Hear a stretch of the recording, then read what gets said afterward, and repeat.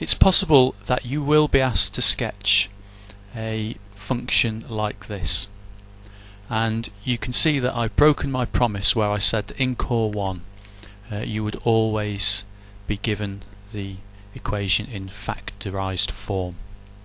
But this is the one exception, and it's where it's very straightforward to factorize, because there will always be an x in each of the individual terms, and so you'll be able to take out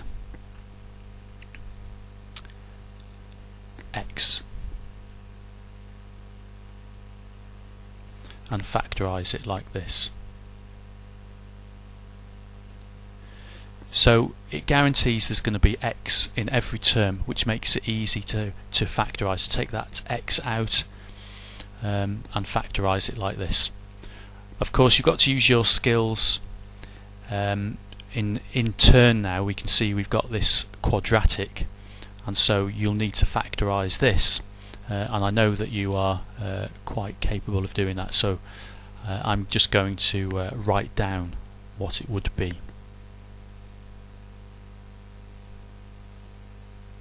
And you might do that on a separate bit of paper or to the side.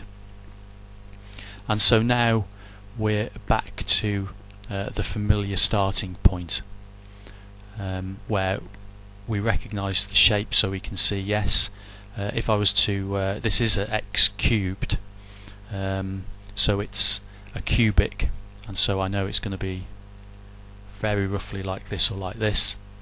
I can see that it's positive, so I know it's going to be this version here, where as we move from left to right we're increasing.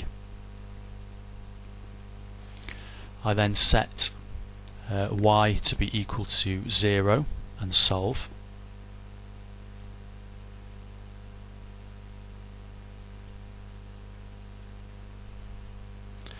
So I know, well, this is a special case where if x was equal to 0, the whole thing would be equal to 0, and in the second bracket we need x to be equal to 3, and in the final bracket x to be equal to -1.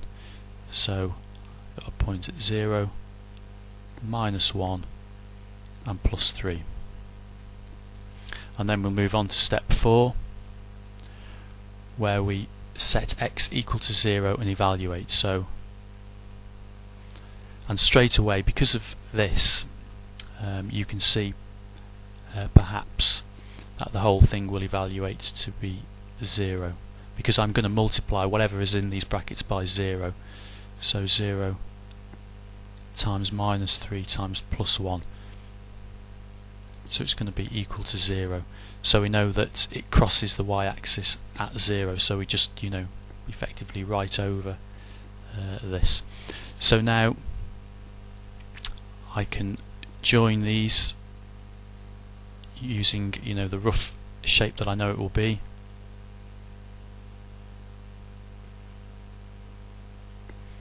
And there is a sketch of this cubic.